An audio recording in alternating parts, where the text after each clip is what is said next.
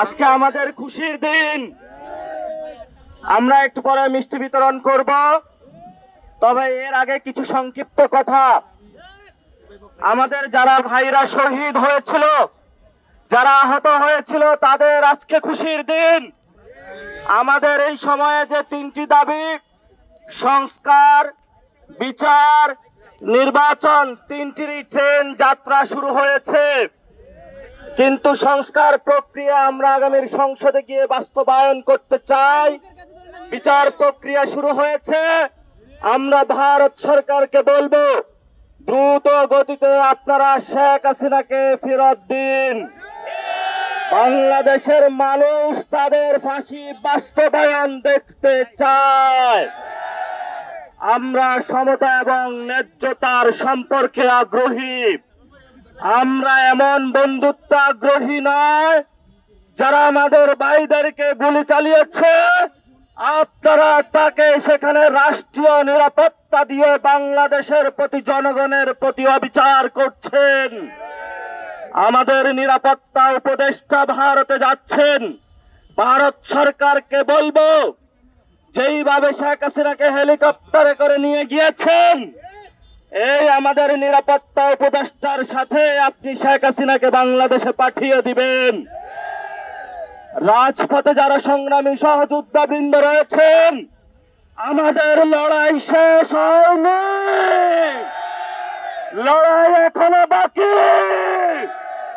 শেখ হাসিনার ফাঁসি বাস্তবায়ন করেই আমরা ঘরে ফিরবো ইনশাআল্লাহ। রাজনৈতিক দলগুলোর প্রতি আহ্বান জানাবো, কেউ কারো প্রতি কোনো বিদ্বেষমূলক কথাবার্তা আচরণ নয়। আমাদের একমাত্র শত্রু আওয়ামী লীগ এবং ভারত। ঐক্যবদ্ধভাবে থেকে বাংলাদেশে শেখ হাসিনার রাজনৈতিক, অর্থনৈতিক, সাংস্কৃতিক যে ফেসিবাদ রয়েছে, সংবিধানে প্রথিত সেই সংবিধান, বাংলাদেশকে ৭২-এর সংবিধান নিশ্চিত করার মাধ্যমেই এটাকে বাংলাদেশ থেকে কবর রচনার মাধ্যমেই নতুন বাংলাদেশ আমরা স্টার্ট করতে পারবো। আইন মন্ত্রণালয়কে ধন্যবাদ, ডক্টর ইউনূসকে ধন্যবাদ, আপনি যুগান্তকারী পদক্ষেপ নিয়েছেন। আগামীর সংসদে বাংলাদেশের জনগণকে আহ্বান জানাবো, আপনারা তাকেই ভোট দিবেন যারা সংস্কার বাস্তবায়ন করবে। আপনারা তাকেই ভোট দিবেন। প্রত্যেকটা আওয়ামী লীগের যারা খুনের দায়ে সংশ্লিষ্ট, তাদের বিচার করবে এমন দলকে ভোট দিবেন।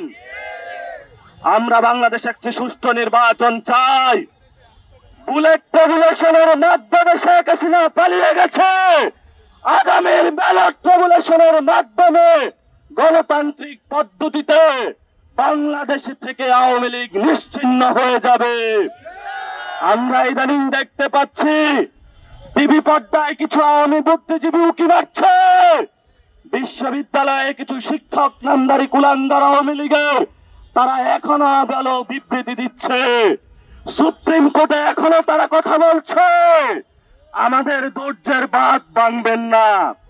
আমরা বিচারে বিশ্বাসী, কিন্তু বিচারের সুযোগ নিয়ে যদি হাসপাস শুরু করেন, উৎপাত শুরু করেন, তাহলে আমাদের এই সূর্য সন্তানেরা আবার 5 আগস্টে ফেরত যেতে বাধ্য হবে।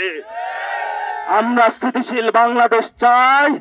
আমরা আজকে সারা রাত আনন্দ উল্লাসের মধ্য দিয়ে বাংলাদেশকে একটি নতুন পর্যায়ে শেখ হাসিনার যে ফাঁসির রায় হয়েছে, বাস্তবায়নের পথযাত্রা শুরু করব ইনশাআল্লাহ।